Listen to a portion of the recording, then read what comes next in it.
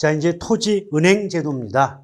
토지은행제도는 다른 말로 토지비축제도라고도 하고요. 또 정부의 시장 개입의 유형 중 직접 개입 수단에 해당이 됩니다. 그런데 제목을 잘 보세요. 토지은행이다, 비축이다 이런 단어가 풍기는 이미지는요. 지금 쓸 겁니까? 나중에 쓸 겁니까? 나중에 쓰려고. 예컨대 여러분이 은행에 예금한 그 금액은, 예금액은 지금 당장 쓸 돈이 아니니까 나중에 쓸 돈을 미리 대비해서 예금해 놓고 있는 게 아니겠습니까? 맞죠? 그렇기 때문에 은행이다, 비축이다 이 말은 지금 쓸 것이 아니라 나중에 쓸 거야 이런 이미지를 담고 있는 겁니다. 아시겠죠? 근데 그 앞에 토지자가 나왔다는 거죠. 그렇다면 이때의 땅은 지금 쓸 땅이 아닌 거죠. 지금 사용할 땅이 아니라 앞으로 장래에 사용할 땅을 비축이니까 사전에 미리 대량으로 매입해서 비축 가지고 있다가 장래에 미래에 나중에 땅이 필요한 사람들에게 그 비축해 놓았던 땅을 가지고 있던 땅을 매각, 팔아먹거나 임대, 빌려주는 제도를 우린 뭐라고 합니까? 토지은행 또는 토지비축제도다라고 얘기할 수 있는 겁니다. 아시겠죠? 그런데 항상 우리가 살펴볼 게 뭐냐면 수업 시간에 제가 말씀드리고 있는 것은 그 제도의 뜻을 우리식으로 편하게 풀어서 얘기를 드리고 있으니까 쉽게 이해가 된다고 착각들을 많이 하는 겁니다. 그런데 실제로는요, 문장이 어렵게 나와요. 자, 다시 한번 강조해 볼게요. 제가 조금 전에 토지은행 또는 토지비축제도 어떻게 설명드렸습니까? 자, 지금 쓸 땅이 아니라 나중에 쓸 땅을 사전에 미리 대량으로 매입해서 비축해 놓았다가 가지고 있다가 장래에 미래에 나중에 땅이 필요한 사람들에게 그 가지고 있었던 땅을 팔아먹거나 빌려준 제도라고 얘기를 드렸지 않았습니까? 그럼 이 말을 들었을 때는 어렵지 않게 이해가 된단 말이거든요. 오케이? 근데 이 말을 똑같은 내용인데 실제 시험에 나오는 말로 문장으로 바꿔보도록 하겠습니다. 이렇게 나온다는 거죠. 토지은행 또는 토지비축제도란 공공이 장래의 토지 수요에 대비하여 사전에 대량으로 토지를 매입 비축한 이후 장래의 토지 수요자에게 비축한 토지를 매각 또는 임대해 주는 제도를 말한다라고 등장하고 있다는 겁니다. 아시겠죠? 왠지 먼저 얘기 들었을 때보다는 실제 시험에 나오는 문장을 들어보면 조금 격조 있어 보이고 뭔가 있어 보이는 느낌을 받게 되겠죠. 우리 개론 문장은 있어 보이는 거예요. 아시겠죠? 문장이 있어 보인다는 건 수험생 입장에서는 표현이 쉽지가 않다는 뜻이지만 그런 그 문장 표현에 익숙해지지 않으면 아무리 실력이 좋고 이해가 빨라도 답은 구하기가 쉽지 않은 겁니다. 아시겠죠? 자, 그럴 때 우리나라의 토지은행 제도는 시행 주체가 토지주택공사가 됩니다. 그럼 토지를 매입하고 비축하는 것도 토지주택공사가 하겠지만 그 비축한 토지의 관리 역시도 토지주택공사가 담당하지 않겠습니까? 맞죠? 그런데 최근 기출문제에서 어떻게 말이 나왔냐면 비축한 토지의 관리는 지방자치단체별로 이루어진다. 지방자치단체가 담당한다. 라고 해서 틀렸던 문제가 있어요, 여러분. 아시겠죠? 근데 상식적으로 생각해 보세요. 토지은행 제도를 토지주택공사가 시행한다면 당연히 비축한 토지의 관리 역시도 토지주택공사가 담당하는 게 그게 상식이지. 토지의 매입은 토지주택공사가 하고 관리는 지방자치단체별로 한다. 이거 앞뒤가 안 맞지 않습니까? 아시겠죠? 자, 그거 한 가지 조심할 필요가 있는 것이고 더불어 우리나라에 토지은행 계정이 두 개가 있어요. 공공개발용 토지은행 계정과 수급조절용 토지은행 계정 두 가지로 구분이 되는데 벌써 제목을 보시면 아시겠지만 공공개발용이거든요. 그러면 땅을 매입 비축하는 이유가 목적이 공공개발 용도의 땅을 사전에 대량으로 매입해서 비축해 놓는다는 의미가 되지 않겠습니까? 맞죠? 그러면 생각을 해보세요. 공공개발 용도의 땅을 사전에 대량으로 매입을 해 놓았다면 그만큼 공공용지에 원활한 공급이 가능하게 된다라고 말할 수 있는 게 아니겠습니까? 맞죠? 두 번째, 수급조절용. 토지의 수요와 공급을 조절할 목적으로 토지를 비축하는 계정이 바로 수급조절용 토지은행 아니겠습니까? 맞죠? 또한 생각을 해보십시오.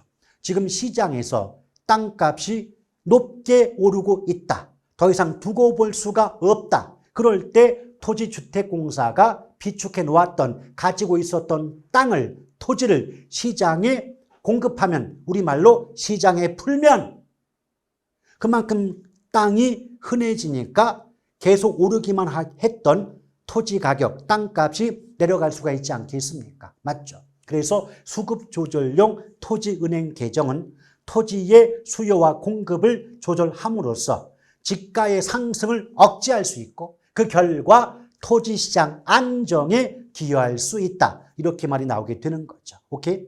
그럼 실제 기출문제는요, 공공개발용, 수급조절용 이 내용을 구분하지 않고 결과를 묶어서 한꺼번에 지문이 구성되고 있다는 겁니다. 이 결과만 묶어서 제가 한번 읊어볼게요. 토지은행 제도의 시행 시 공공용지의 원활한 공급과 그다음 또 토지시장 안정에 기여할 수 있다는 장점을 갖는다. 이런 식으로 지문이 구성되고 있다는 겁니다. 아시겠죠? 그래서 실제 기출문제의 지문은 굳이 문장 표현상 수급조절용과 공공개발용을 구분하진 않고 있지만 결과는 합해서 하나의 문장으로 만들고 있다는 정도만 알아두시면 되겠습니다. 물론 토지은행 제도의 장점과 단점도 있겠지만 그 장점과 단점에 대한 학습은 기본 수업 시간에 보다 구체적으로 진행하도록 하겠습니다. 이제 주택정책 넘어가 볼까요? 여러분, 주택정책은요, 크게 분양주택정책과 임대주택정책으로 구분이 돼요. 그럼 분양주택정책에는 분양가 규제와 자율화, 주택 선분양과 후분양 이 네 가지에 대한 내용을 학습할 필요가 있는 것이고요. 또 임대주택 정책으로는 임대료 규제, 임대료 보조, 공공임대주택의 공급 세 가지의 정책 수단에 대한 내용을 학습하시면 되겠고요. 그것이 끝나면 조세 정책으로 이어가시면 되는 겁니다. 일단 첫 번째, 분양주택 정책에서 분양가 규제가 나오죠. 그럼 구체적인 내용을 따져보기 전에 제목부터 먼저 비교할게요. 자, 분양가란 말이 나왔는데 한쪽은 규제가 나왔고 한쪽은 자율화자가 붙었거든요. 그러면 이 단어만 가지고도 예측해 볼게요. 규제라고 하는 건 일정 수준으로 묶어놓는다, 통제한다 이런 뜻이 되지 않겠습니까? 맞죠? 그런데 자율화는 통제했던 걸, 묶어놓았던 걸 풀어주는 게 자율화가 되지 않습니까? 맞죠? 그러니까 분양가를 일정 수준으로 묶어놓는 제도가 규제였다면 규제된 분양가를 자유롭게 풀어주는 제도가 자율화라고 볼 수가 있는 거죠. 그럼 벌써 느낌이 달라요. 규제와 반대가 풀어주는 거 자율화가 되겠구나. 그러므로 분양가 규제의 내용과 분양가 자율화의 내용은 정반대일 수밖에 없다는 겁니다. 아시겠죠? 이해가 되시겠습니까? 다시 한번 가격을 일정 수준으로 묶어놓는 게 규제, 묶어놓았던 가격을 다시 풀어주는 게 자율화, 그럼 성격이 정반대이므로 내용도 정반대라고 이해할 수가 있지 않겠습니까? 맞죠? 그럼 여러분, 분양가 규제가 뭐냐면 분양가를 시장의 균형 가격보다 낮은 수준으로 통제함으로써 그 주택 구입자의 주택 구입 부담을 줄여주는데 목적이 있는 제도라고 볼 수가 있는 거고요. 또 소비자의 보호가 목적이 되기 때문에 최고 가격제고 또 정부가 직접 시장에 개입하는 직접 개입 수단에 해당이 되는 겁니다. 하나씩 얘기 드려 볼게요. 일단 첫 번째, 왜 직접 개입이라고 얘기하느냐? 여러분, 경제론에서 배우면 아시겠지만 어떤 물건의 가격이라는 것은 그 물건의 수요와 공급에 의해서 시장에서 결정되는 게 원칙이에요. 그런데 수요와 공급에 의해서 시장에서 결정되는 그 가격을 정부가 개입해서 일정 수준으로 규제하고 통제한다면 이것은 대단히 강력한 개입이 되기 때문에 간접 개입이 아니라 직접 개입 수단이라고 볼 수가 있는 거고요. 아시겠죠? 그래서 한마디로 압축하면 가격을 통제하는 건 무조건 직접 개입입니다. 따라서 분양가 규제도 직접 개입이지만 잠시 뒤에 살펴보시게 될 임대료 규제도 직접 개입에 해당이 되는 겁니다. 아시겠죠? 자, 두 번째, 최고 가격제가 뭐냐? 최고 가격제는 기본적으로 소비자 보호를 목적으로 하는 가격 통제 수단이 최고 가격제입니다. 여러분 잘 생각해 봐요. 분양 가격을 시장의 가격보다 낮게, 즉 싸게 통제한다면 공급자가 좋아요? 소비자, 즉 수요자가 좋아요? 소비자가 좋을 거 아니겠습니까? 왜? 가격이 싸지면 그만큼 비싼 집을 구입하는 데 따른 부담이 줄어드니까 좀 더 적은 부담으로 내 집을 마련할 수가 있게 되는 게 아니겠습니까? 맞죠? 그래서 가격을 싸게 통제함으로써 저소득층의 주택 구입 부담 완화, 감소에 목적이 있는 것이고 이는 결과적으로 소비자 보호가 목적이 되니까 최고 가격제에 해당이 된다는 거죠. 그럼 보다 구체적으로 얘기 드려볼게요. 예를 들면 지금 시장의 균형 가격인데 줄여서 보통 시가라고 하죠. 시가. 예컨대 20평짜리 아파트가 시장의 균형 가격은 2억이라고 가정해 볼게요. 근데 이럴 때 정부가 뭐라고 하느냐? 야, 지금과 같은 경기가 너무나 안 좋은 경기 침체기에 2억 너무 부담이 커지지 않겠느냐? 그러니까 그 20평짜리 아파트 분양가를 1억만 받아 라고 통제하는 게 분양가 규제입니다. 그럼 잘 들어보세요.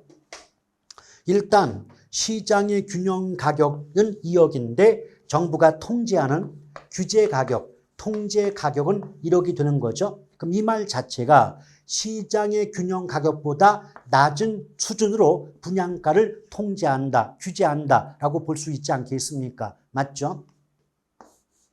또한 생각해 보세요. 이때 1억은요. 공급자 입장에서는 받을 수 있는 최고한의 가격이에요. 그러니까 정부가 말할 때 건설업자나 업체에게 너희 이 분양가 최고 1억까지만 받아. 1억 이상 받으면 안 돼.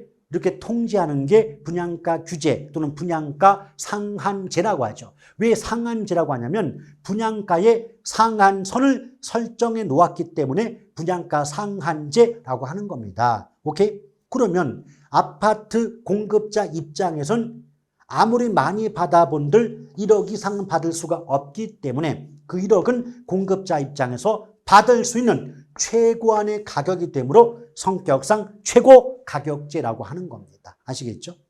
근데 한 가지 요령이 있다면 어차피 우리 정책, 부동산 정책은 없는 사람들을 위해 줘야 되기 때문에 최고 가격제 말고 거꾸로 최저 가격제라고 말이 나오면 무조건 틀린다고 이해하셔도 상관이 없겠습니다.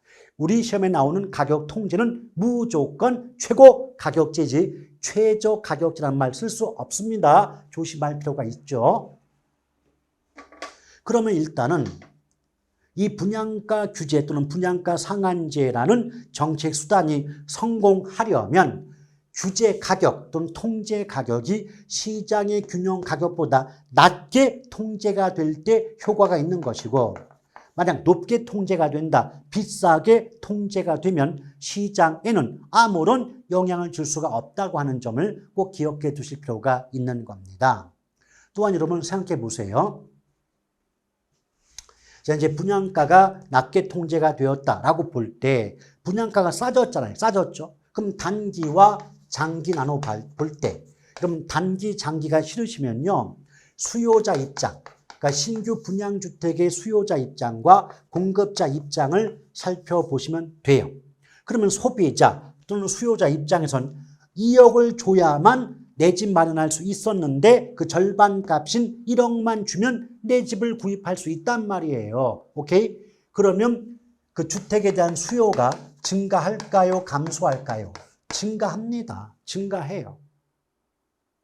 오케이? 근데 공급자 입장에선 2억을 받아야 수지가 맞는데 그 절반인 1억만 받아라 라고 한다면 수지가 안 맞아요. 결국은 수익성이 악화되죠. 그럼 공급자 입장에서는 수익성이 악화돼요. 그럼 공급을 늘릴까요? 줄일까요? 줄여요. 오케이?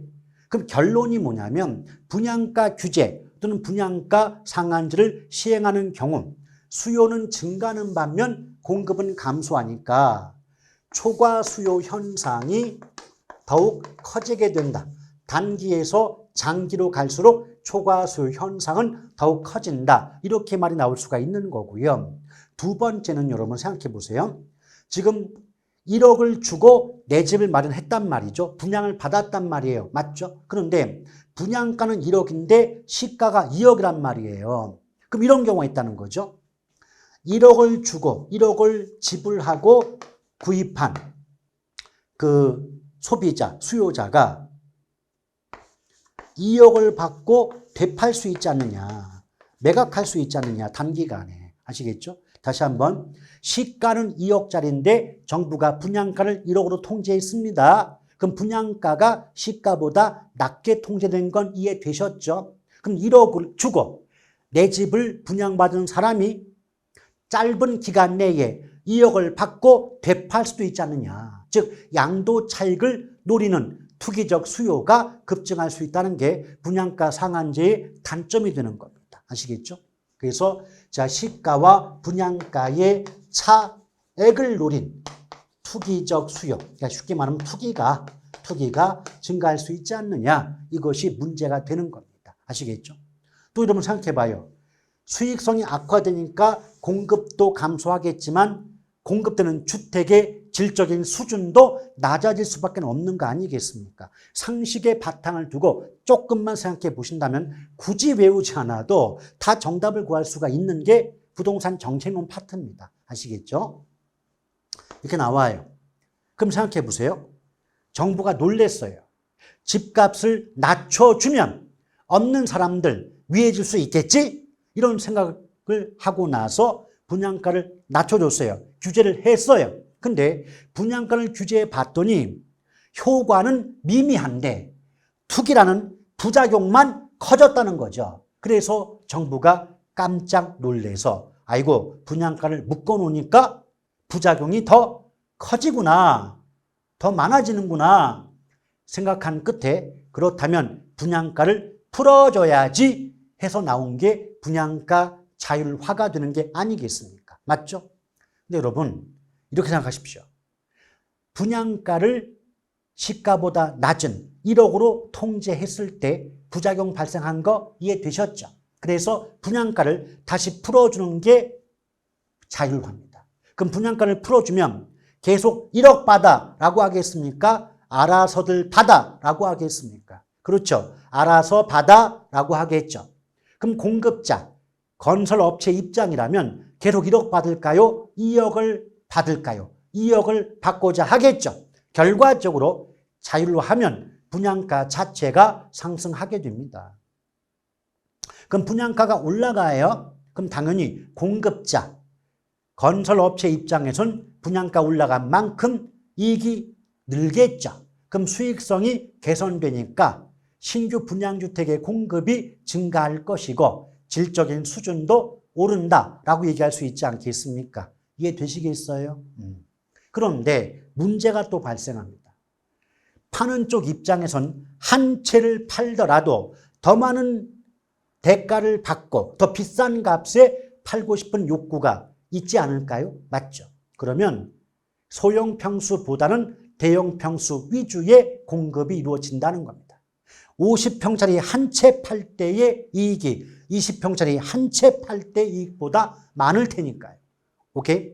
그래서 분양가 자율화하면 분양가가 올라가는 것과 더불어 대형주택 위주의 주택 공급이 이루어지다 보니까 소형평수는 찾아보기 어려워지므로 분양가를 묶어놓건 분양가를 풀어주건 공통적으로 저소득층의 주거 안정에는 기여할 수 없는 거죠.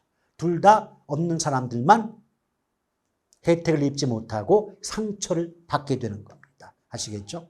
그래서 좀 더 구체적 설명은 나중에 하겠지만 압축해서 정리하면 분양가를 규제, 묶어놓건 자율화, 풀어주건 결과적으로 저소득층, 없는 사람들은 혜택을 누리지 못하고 상처만 입는다.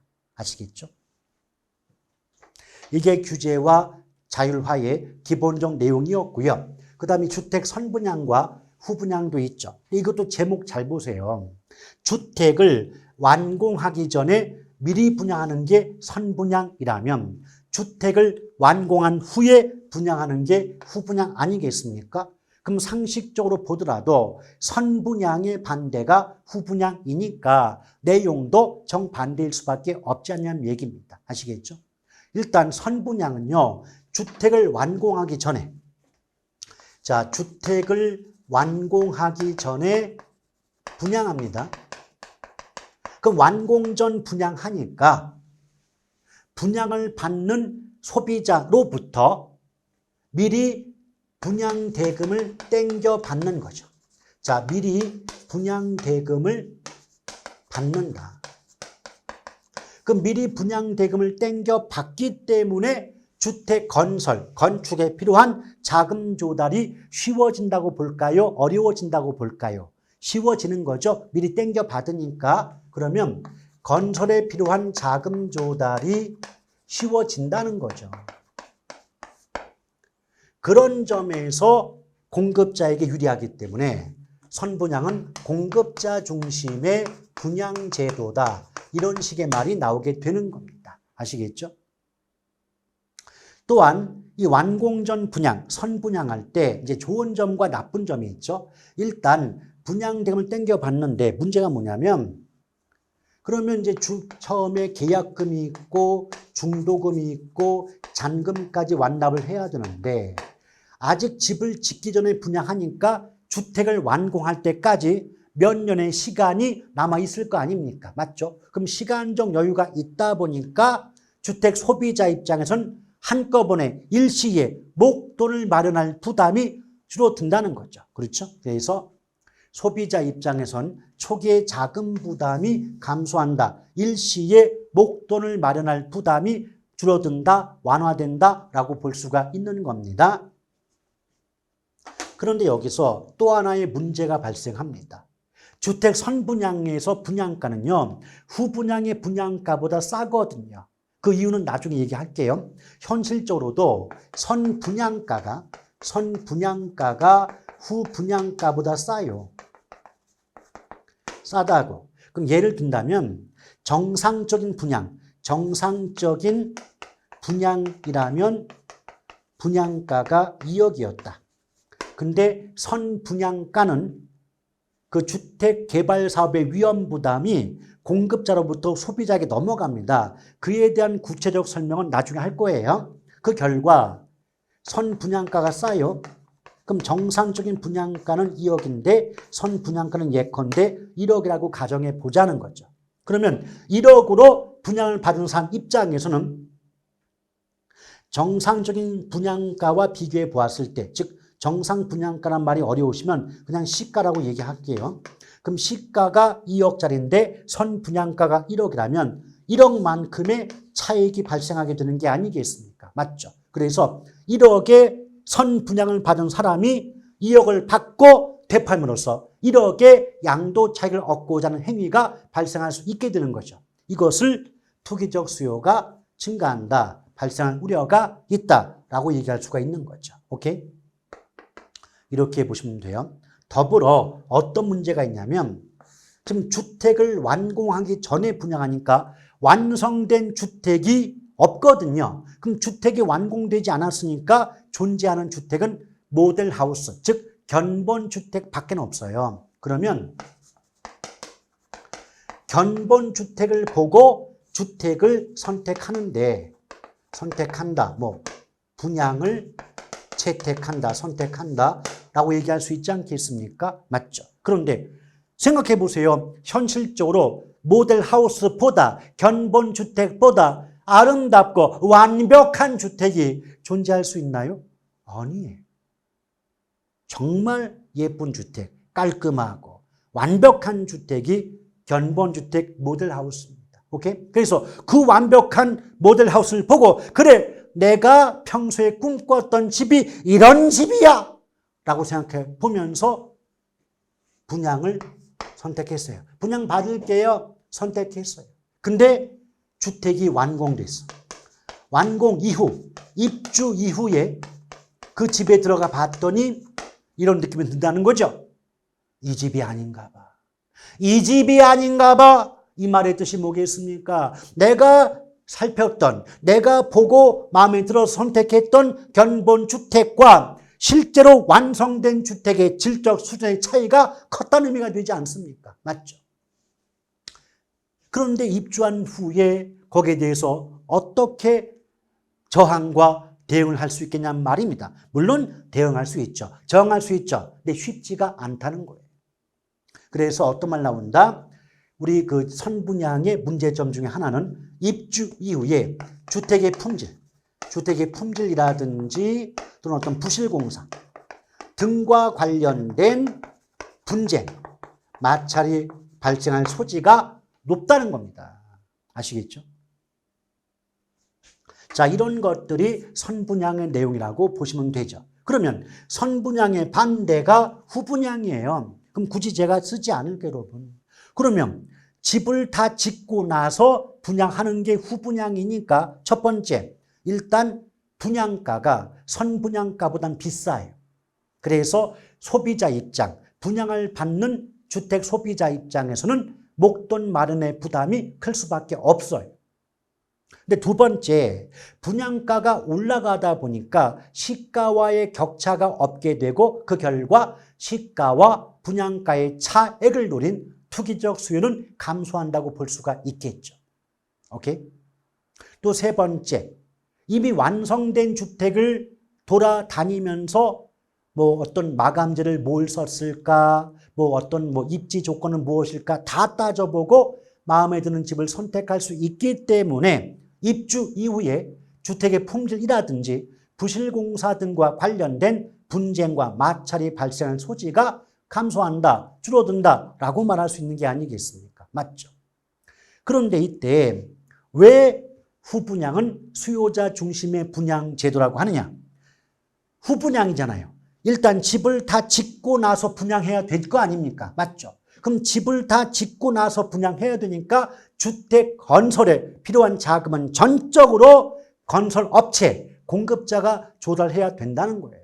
그리고 그 주택 개발과 관련된 위험도 모두 건설업체, 공급자가 부담해야 되는 거고. 그러면 수요자 입장에선 그만큼 유리할 수밖에 없기 때문에 수요자 중심의 분양제도라고 성격을 구분해 볼 수가 있는 겁니다. 아시겠죠? 자, 그 다음 이제 임대주택 정책이 나오네요. 임대주택 정책. 그런데 벌써 제목 보시면 느낌이 있어야 돼요. 임대주택이에요.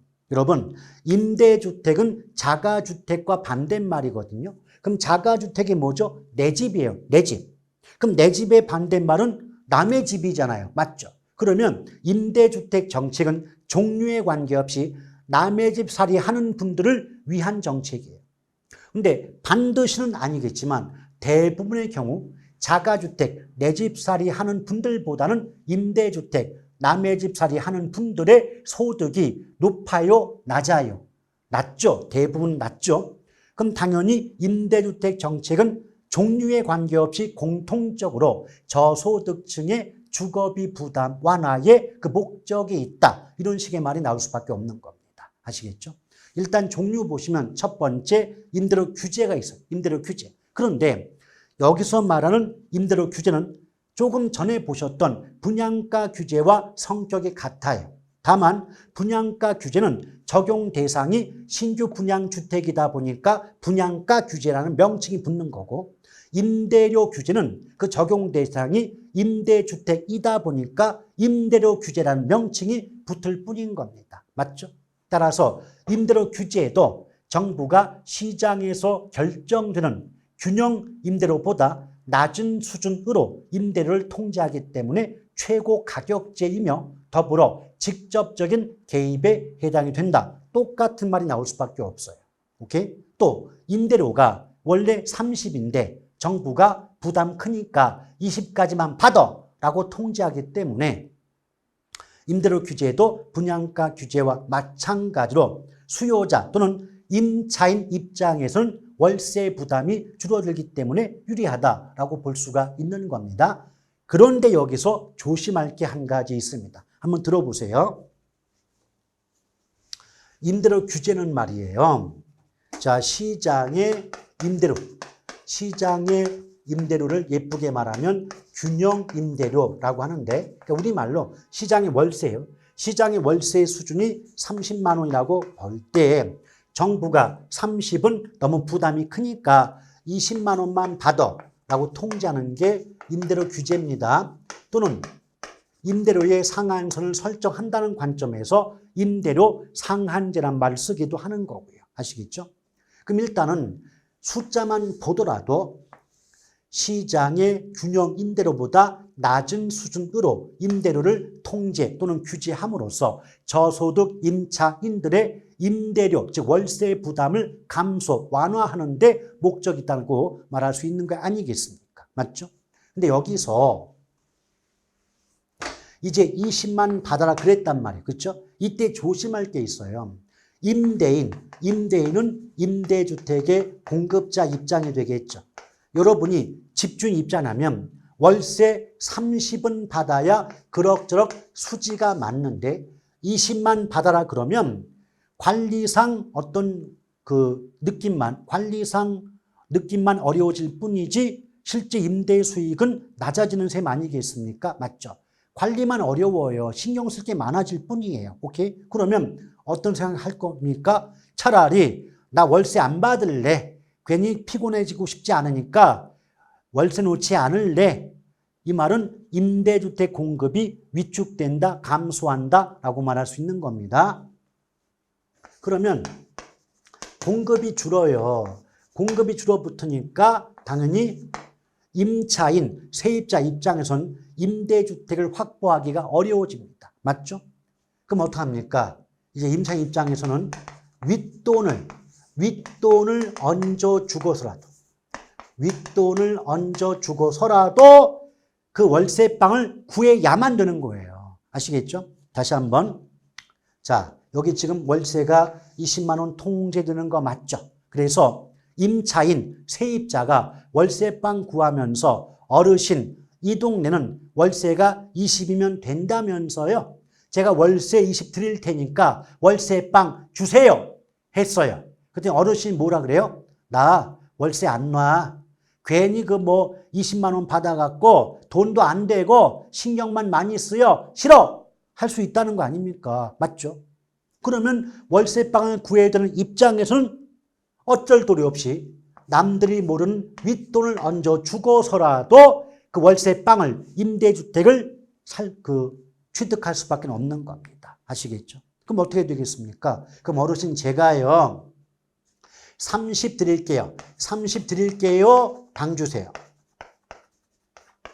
그랬다면 이 말을 들은 집주인, 임대인, 공급자 입장에선 그 젊은 사람이 경우가 밝구만. 30바 줄 거야? 그럼 내가 월세방 주지. 이런 결론을 내릴 수가 있지 않겠습니까? 맞죠? 그럼 여기서 잘 보세요. 어르신 30만 원 드릴게요. 방 주세요. 이 거래는 남들이 알면 안 되는 거예요. 왜냐? 지금 정부가 월세 20까지만 받아라 통제를 하고 있는 상황에서 30 줄게요. 방 주세요 하는 것은 외부가 알면 안 되는 거 아니겠습니까? 맞죠?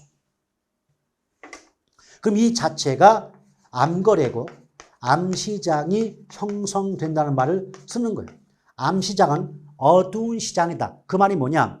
어떤 그 시장의 거래가 외부에 공개되면 안 된다. 그들만의 리그라는 거죠.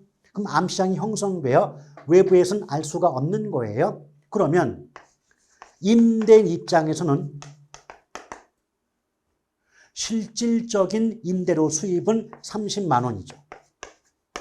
근데 공식적인 임대료는 20까지만 받아라 하고 있는 거 아니겠습니까? 맞죠? 그러면 첫 번째 공식적인 임대료는 20인데 비공식적인 실제 임대료는 30이 된다는 거예요. 맞죠?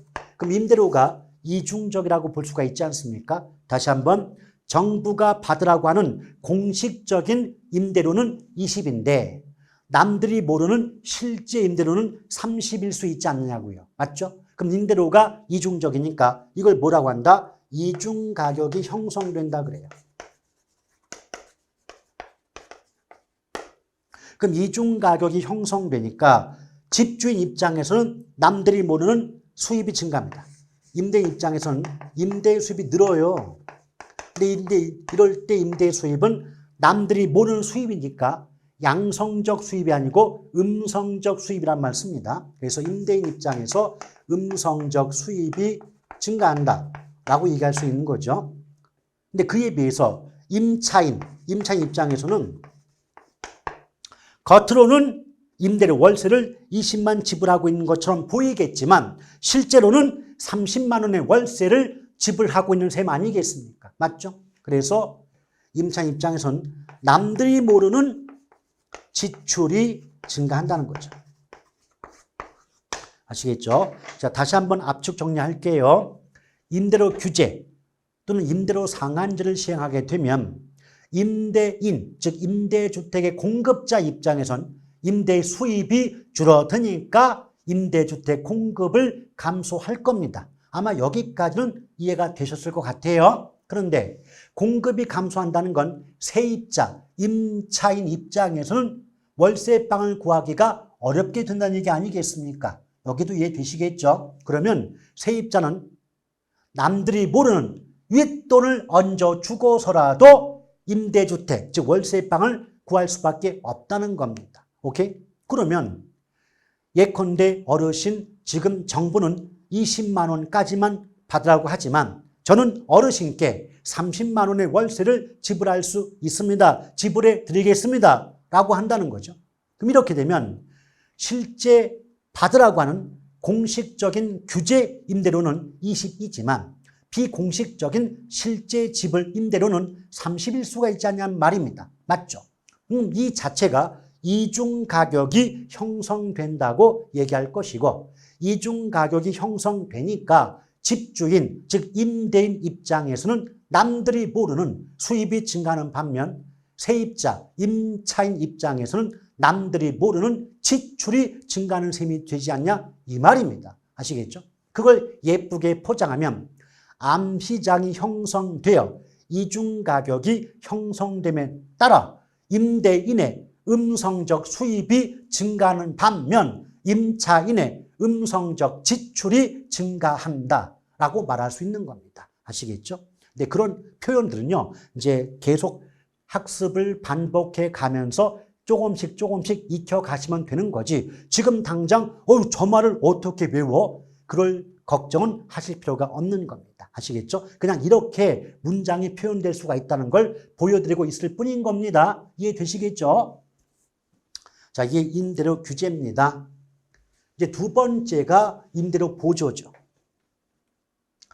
자, 임대료 보조는 말 그대로 월세의 일부를 지원해 주는 제도가 임대료 보조라는 거죠.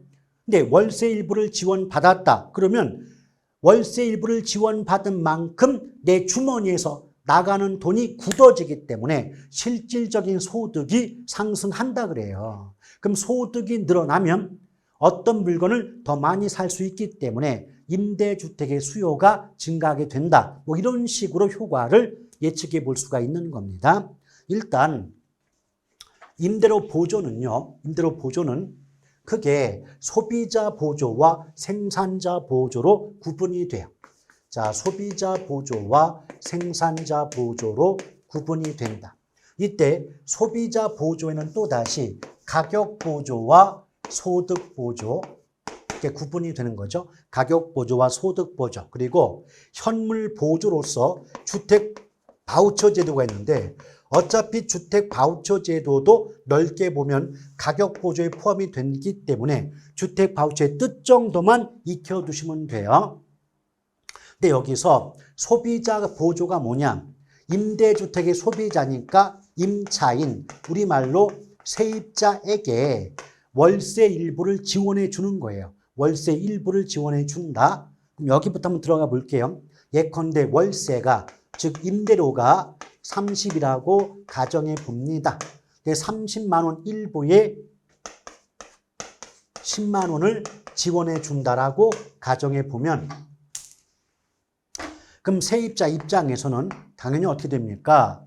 10만 원을 보조받은 만큼 자기 주머니에서 나갈 돈인 10만 원이 굳었잖아요. 그 돈이 굳는다는 걸 예쁘게 포장하면 실질 소득이 상승한다, 증가한다 라고 얘기하는 거예요.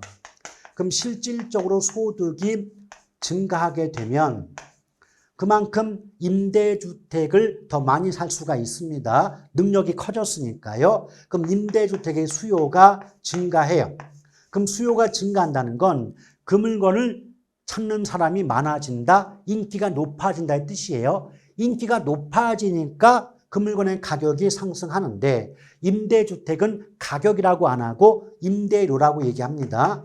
그럼 임대료가 인상되겠죠. 상승하겠죠. 그럼 임대료가, 월세가 높아지면 세입자가 좋을까요? 집주인이 좋을까요? 당연히 집주인이 좋겠죠. 그래서 단기적으로 임대료가 상승함에 따른 이익은 임대인에게 귀속됩니다.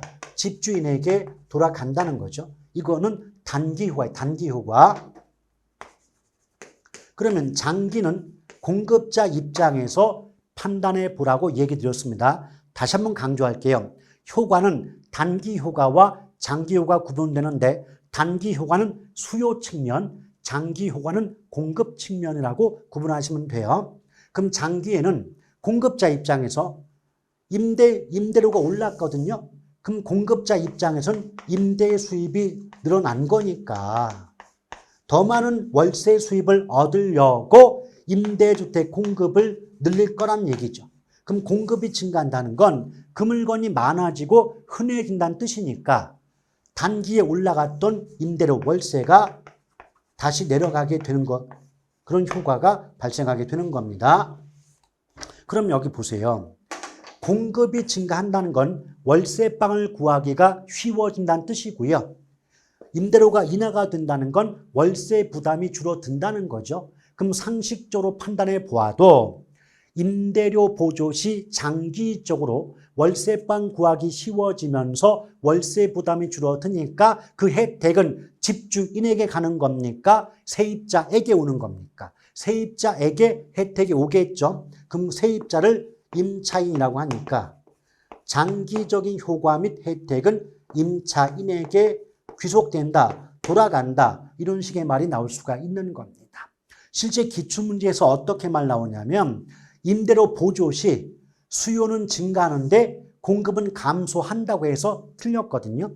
여기 보시면 아시겠지만 임대료 보조하면 임대주택의 수요도 증가하지만 공급도 증가하는 결과가 나오고 있음을 확인할 수가 있을 거예요. 근데 기출문제에서 수요는 늘어나는데 공급은 감소한다, 줄어든다고 해서 땡 틀렸던 문장도 있었다는 겁니다. 아시겠죠?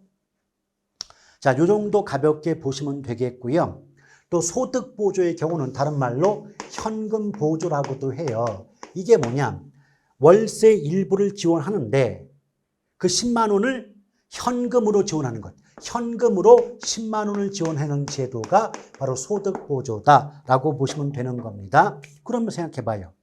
원래 월세가 30인데 10만 원 깎아줘서 20만 주고 사는 제도가 있고 그 10만 원을 현금으로 지원하는 제도가 있다면 어떻게 받고 싶을까요? 그렇죠. 현금으로 받고 싶겠죠. 왜? 현금은 돈이고 돈은 효용, 만족이 가장 높기 때문이죠. 그래서 임대료 보조와 관련된 문장이 나올 때 효용, 효용자가 붙으면 무조건 현찰이 따봉, 그래서 효용 측면에선 소득 보조가 우월 이렇게 기억하신다면 뭐 아주 속도감 있게 정답을 구할 수 있지 않을까 생각을 해봅니다. 그래서 임대료 보조는 요 정도에서 마무리 짓고요. 그 다음에 공공주택 공급 나오죠. 그럼 이것도 마찬가지입니다. 생각을 해보세요. 공공주택, 공공자가 붙죠. 공공자가 붙으면 공의 반대가 사 아니겠습니까? 맞죠? 그래서 공공임대주택이 있다면 당연히 사적 임대주택도 있다는 거예요. 근데 똑같은 임대주택, 월세방이긴 하지만 상식적으로 사적보다는 공공자가 붙을 때가 각종 대가나 요금이나 비용이 싸요, 비싸요? 공공자가 붙는 쪽이 싸죠? 맞죠? 그러니까 똑같은 월세방이지만 공공월세방은 월세가, 임대료가 20만 원 할 때 사적 임대주택의 임대료, 월세는 30만 원 한다는 거예요. 그럼 결론이 뭐냐? 똑같은 임대주택 월세방이지만 공공과 민간의 월세 수준이 다르죠. 이것을 임대료에 대한 이중가격이 형성된다라고 얘기할 수 있고요. 그러면 공공주택에 만약 곰돌이가 살고 있다, 곰돌이가 거주하고 있다면 곰돌이는 사적 임대주택에 살 때보다는 월세 10만 원을 덜 내고 살 수 있는 거 맞죠? 월세 10만 원을 덜 낸다. 이것을 어떻게 말하냐면 공공임대주택 임차인들은 사적 임대주택의 임대료와의 차액 20만 원과 30만 원의 차액이 10만 원이죠. 그 차액만큼을 정부로부터 주택 보조를 받는 것과 같은 효과, 혜택을 누릴 수가 있다. 이렇게 지문이 등장하고 있다는 겁니다. 아시겠죠? 그러면 간단해요. 공공임대주택 월세가 20가고 민간임대주택 월세가 30가면 같은 임대주택이지만 월세가 10만 원 차이가 발생하는 건 이해가 되지 않습니까? 맞죠? 그러면 공공주택에 살고 있는 분들은 민간주택, 사적주택에 살고 있는 분들보다 월세를 10만 원 덜 낼 수가 있는 거 아닙니까? 맞죠? 그럴 때 월세 10만 원 덜 내고 산다. 이 말을 예쁘게 포장하면 공공임대료와 사적임대료의 차액 10만 원만큼을 마치 정부로부터 보조를 받는 것과 같은 효과가 있지 않느냐는 식으로 출제가 되고 있다는 겁니다. 아시겠죠? 그래서 공공주택은 이 정도 보시면 되고 한 가지 추가한다면요. 지금 소득이 낮은 임차인, 우리말로 세입자 입장에서 지금 사적 임대주택보다 공공임대주택이 월세가 작잖아요. 그럼 월세가 작다는 건 월세 부담이 적다는 뜻이니까 사적 임대주택 시장에서 공공임대주택 시장으로 임차인들이 몰려가지 않겠습니까? 맞죠? 이걸 뭐라고 하냐면 저소득 임차인의 주거 이전이, 주거 이동이 활발하게 전개된다. 이런 식으로 문장을 쓸 수가 있는 겁니다. 아시겠죠? 더불어 공공자가 붙었으니까 정부나 지방자치단체, 각종 공사 등의 공적 주체가 직접적으로 임대주택을 생산 공급하는 정책이 되기 때문에 성격상 직접 개입에 해당이 된다라고 보시면 되겠죠. 그 다음에 조세정책 나오는데 여러분 조세정책은요. 그냥 조세 기능은 내용까지 물어보지 않으니까 부동산 조세는 주택문제 해결 수단, 자원 배분, 소득 재분배, 투기 억제 이런 정도의 기능을 갖고 있다는 정도만 가볍게 좀 알아두시면 좋겠고요. 또 조세 전가와 귀착에 있어서 조세 전가는 나한테 부과된 세금의 일부가 누구에게 넘어가느냐, 그걸 전가라고 하고요. 귀착은 조세 전가의 결과 수요자가 됐건 공급자가 됐건 누가 세금을 더 적게 부담하느냐, 많이 부담하느냐, 즉 세금 부담의 상태를 귀착이란 말을 써요. 그런데 전가가 됐건 귀착이 됐건 수요와 공급의 상대적 탄력성에 따라서 달라지게 된다는 건데 보다 구체적인 내용 설명은 당연히 기본 수업 때 진행하도록 하겠습니다. 자, 여기까지 보고요. 다음 시간에는 부동산 투자론 수업으로 이어가도록 하겠습니다. 자, 이번 주 수업 대단히 고생들 많으셨습니다. 화이팅 하시길 바랍니다. 수고하셨습니다.